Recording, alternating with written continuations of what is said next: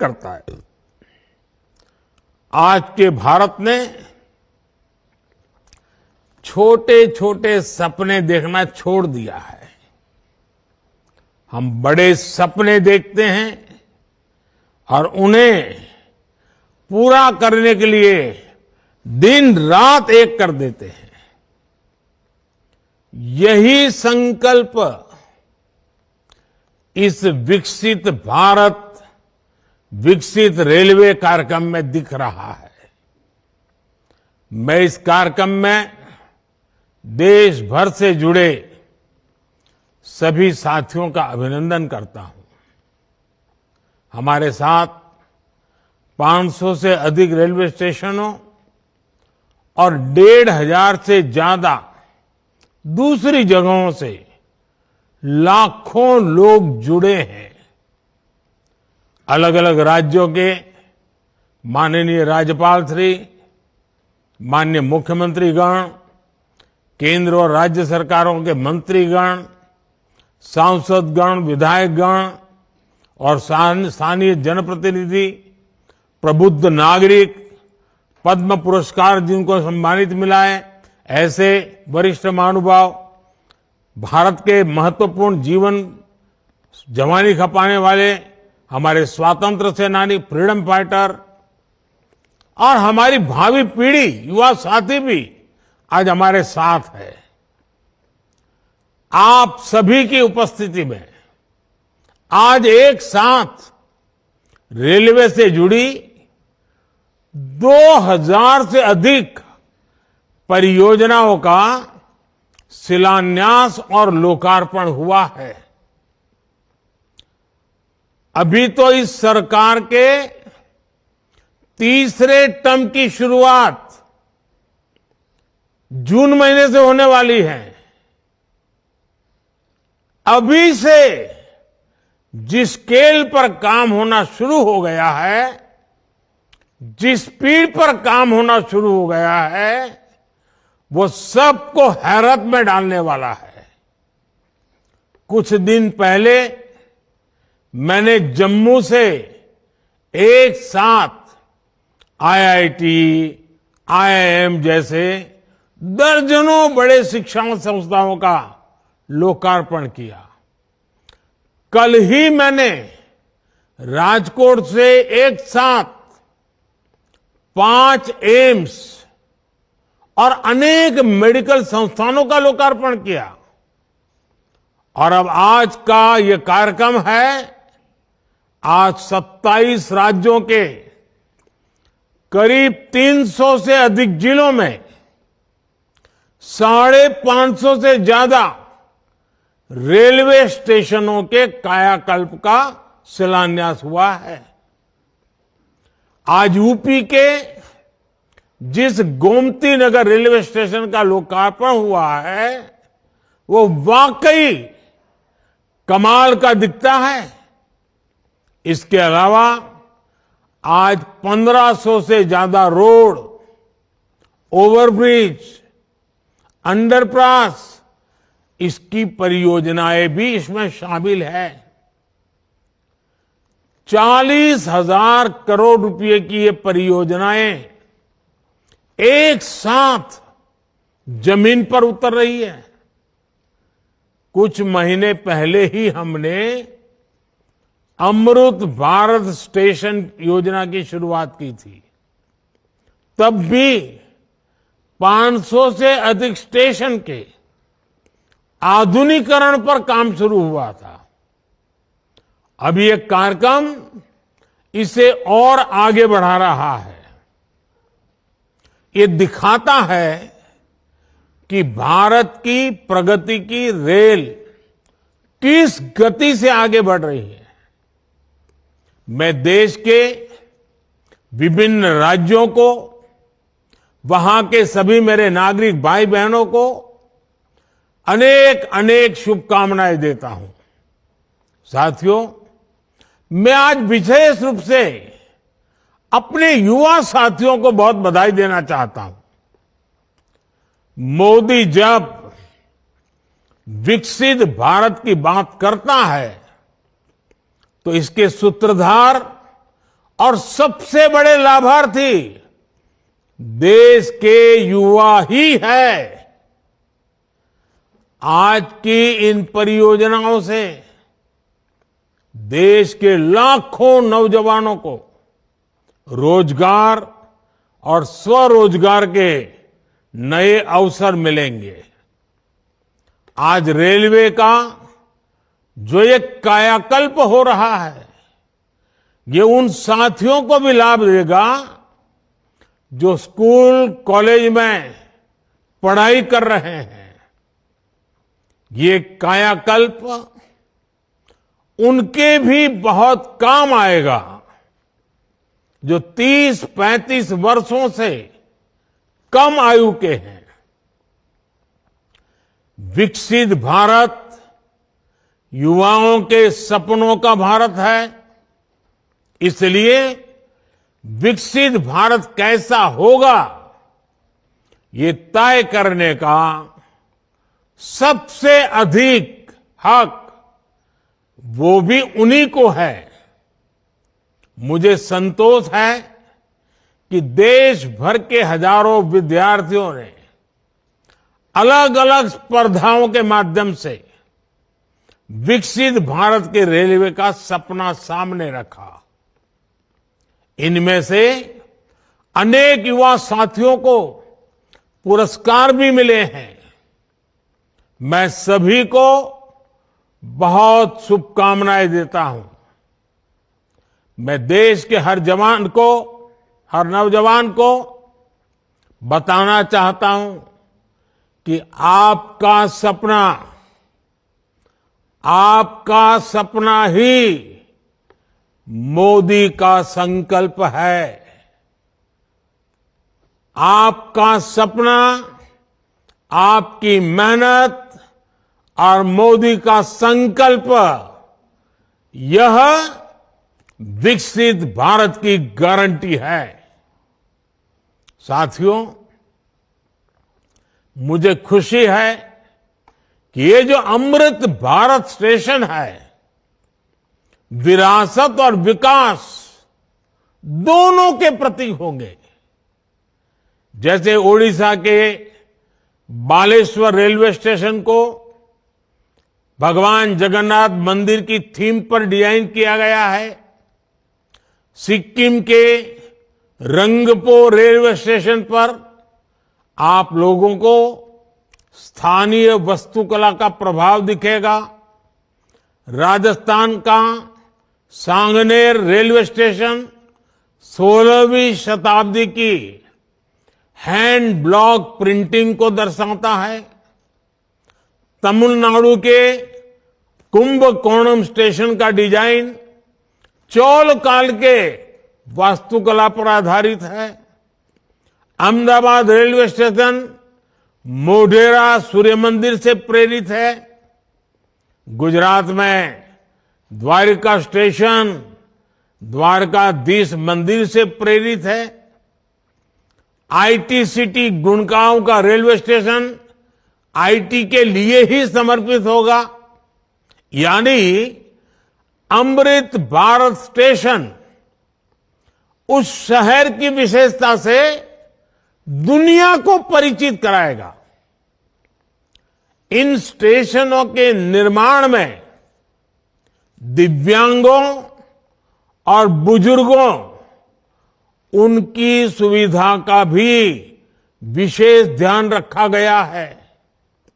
साथियों, बीते 10 वर्षों में हम सभी ने एक नया भारत बनते देखा है और रेलवे में तो परिवर्तन साक्षात हम अपनी आंखों के सामने देख रहे हैं। जिन सुविधाओं की हमारे देश के लोग कल्पना किया करते थे, लोगों को लगता था कि काश भारत में ये होता तो। लेकिन आप देखिए, जो कभी आप कल्पना में सोचते थे, आज हम आंखों के सामने होता हुआ देख रहे हैं। एक दशक पहले तक वंदे भारत जैसी आधुनिक सेमी हाई स्पीड ट्रेन के बारे में कभी सोचा था, सुना था? किसी सरकार ने कभी बोला भी था? एक दशक पहले तक अमृत भारत जैसी आधुनिक ट्रेन की कल्पना बहुत मुश्किल थी। एक दशक पहले तक नमो भारत जैसी शानदार रेल सेवा के बारे में किसी ने कभी सोचा नहीं था। एक दशक पहले तक विश्वास ही नहीं हो पाता था कि भारतीय रेल का इतनी तेजी से बिजलीकरण होगा। एक दशक पहले तक ट्रेन में स्वच्छता, स्टेशन पर सफाई, ये तो बहुत बड़ी बात मानी जाती थी। आज ये सब रोजमर्रा की जिंदगी का हिस्सा बन गए हैं। एक दशक पहले तक मानव रहित फाटक भारतीय रेल की एक पहचान बन चुकी थी, एक आम तस्वीर थी। आज ओवरब्रिज, अंडरब्रिज से वे रोक-टोक और दुर्घटना रहित आवाजाही सुनिश्चित हुई है। एक दशक पहले तक लोगों को लगता था कि एयरपोर्ट जैसी आधुनिक सुविधाएं सिर्फ पैसे वाले लोगों के ही भाग्य में है। आज गरीब और मिडिल क्लास के लोग रेलवे स्टेशन पर भी एयरपोर्ट में जैसी सुविधा होती है ना, वो सुविधा रेलवे में सफर करने वाला मेरा गरीब भाई बहन भी उसका लाभ ले सकता है। साथियों, दशकों तक रेलवे को हमारे यहां की स्वार्थ भरी राजनीति का शिकार होना पड़ा, लेकिन अब भारतीय रेलवे देशवासियों के लिए ईज ऑफ ट्रैवल का मुख्य आधार बन रही है। जिस रेलवे के हमेशा घाटे में होने का रोना रोया जाता था, आज वो रेलवे परिवर्तन के सबसे बड़े दौर से गुजर रही है। ये सब कुछ आज इसलिए हो रहा है क्योंकि भारत 11वें नंबर से छलांग लगाकर 5वें नंबर की अर्थव्यवस्था बना। 10 साल पहले जब हम 11वें नंबर पे थे, तब रेलवे का औसत बजट 45,000 करोड़ रुपए के आसपास रहता था। आज जब हम 5वें नंबर की आर्थिक ताकत है, तो इस वर्ष का रेलवे बजट 2.5 लाख करोड़ रुपए से अधिक का है। आप कल्पना कीजिए, जब हम दुनिया की तीसरी बड़ी आर्थिक महाशक्ति बनेंगे, तो हमारा सामर्थ्य कितना अधिक बढ़ेगा। इसलिए मोदी भारत को जल्द से जल्द दुनिया की तीसरी सबसे बड़ी अर्थव्यवस्था बनाने के लिए जी जान से जुटा है। लेकिन साथियों, आपको एक और बात ध्यान रखनी है।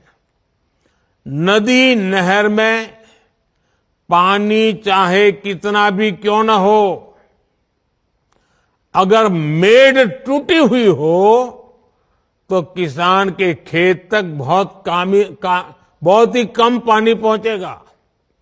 इसी तरह बजट चाहे कितना भी बड़ा हो, अगर घोटाले होते रहें, बेईमानी होती रहे, तो जमीन पर उस बजट का असर कभी नहीं दिखता। बीते 10 वर्षों में हमने बड़े बड़े घोटालों को, सरकारी पैसे की लूट को बचाया है। इसलिए बीते 10 वर्षों में नई रेलवे लाइन बिछाने की गति दोगुनी हो गई। आज जम्मू कश्मीर से लेकर नॉर्थ ईस्ट तक ऐसे स्थानों तक भी भारतीय रेल पहुंच रही है जहां लोगों ने कभी कल्पना भी नहीं की थी। ईमानदारी से काम हुआ तभी 2,500 किलोमीटर से अधिक डेडिकेटेड फ्रेट कॉरिडोर का काम हुआ है।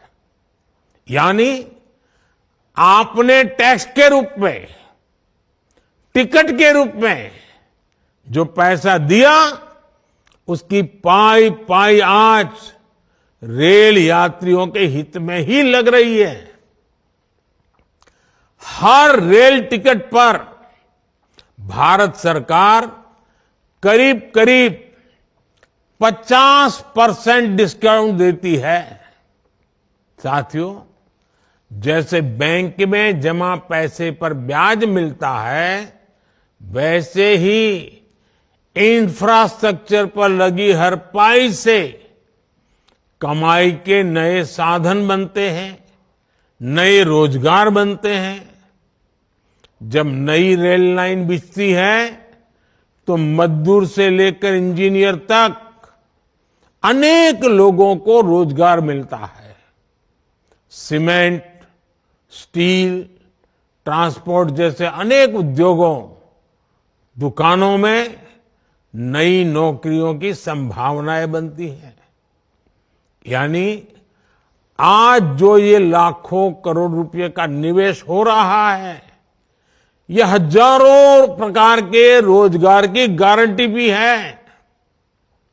जब स्टेशन बड़े और आधुनिक होंगे, ज्यादा ट्रेनें रुकेगी, ज्यादा लोग आएंगे, तो आसपास रेहड़ी पटरी वालों को भी इससे फायदा होगा।